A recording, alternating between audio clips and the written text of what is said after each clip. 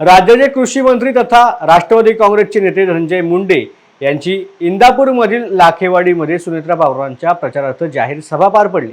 या सभेमध्ये धनंजय मुंडेंनी थेट शरद पवारांवरती हल्ला चढवताना शरद पवारांना आता मतांसाठी घरची सून परकी वाटायला लागली असून एवढी वाईट वेळ कोणावर येऊ नये अशा शब्दात टीका केली। यासोबतच पहाटेचा शपथविधी हा देखील शरद पवारांच्या सल्ल्यानेच होता, मात्र खलनायक अजित पवारांना केलं असं म्हणत धनंजय मुंडेंनी सभेमध्ये अनेक गोष्टींचा उलगडा केलाय। पण मला एक गोष्ट कळाली नाही, एखादी मराठवाड्यात जन्मलेली आमची बहीण जी खऱ्या अर्थानं बारामतीमध्ये पवारांच्या घरी सून म्हणून येते, जी खऱ्या अर्थानं बारामतीचीच लेक, बारामतीमध्ये वडगाव निंबाळकर नावाचं गाव आहे, ज्या गावात बाजीराव पाटील जे दत्तक म्हणून तेरला गेले, जे पदमसिंह पाटलांचे आणि सुनेत्राताईंचे वडील।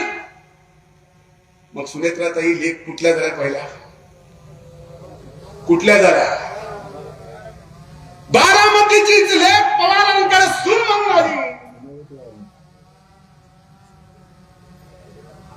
तर मतदान सुनलं का लेखलं करायचं म्हणून सून परकी म्हणतात, सून परकी म्हणतात।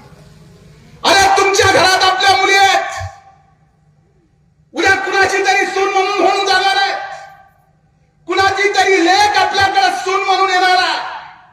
फक्त एक निवडणूक जिंकायची याच्यासाठी कोण जर आपल्या घरातल्या सुनेला परक्या म्हणत असेल तर राजकारणात एवढी वाईट वेळ कुणावर एवढी वाईट वेळ जरी येत असेल मत मागण्यासाठी, आणि ते एवढ्या उत्तुंग नेतृत्वाला, हे मला जर कळत आहे, तुम्हाला भावना नाही, तुम्हाला मन नाही, तुम्हाला हृदय जर असेल त्या हृदयाला संवेदना नाही काय? एवढ्या निगरघट्ट मता मनाचे तुम्ही झालात की घरातल्या सुनाला फक्त मतासाठी परकय करायचं। आणि अजितदादा सारख्या विकास भूमुख नेतृत्वाला ज्यांनी सबंध आयुष्य राजकारणात पहिल्या दिवसात पाऊल टाकलं, त्या दिवसापासून ते पहाटेच्या शपथविधीपर्यंत एवढंच नाही तर 2022च्या 53 आमदाराच्या सह्यापर्यंत आदरणीय पवार साहेबांचा थुक्का सुद्धा ज्यांनी ओलांडला नाही ते अजितदादा पवार आहेत।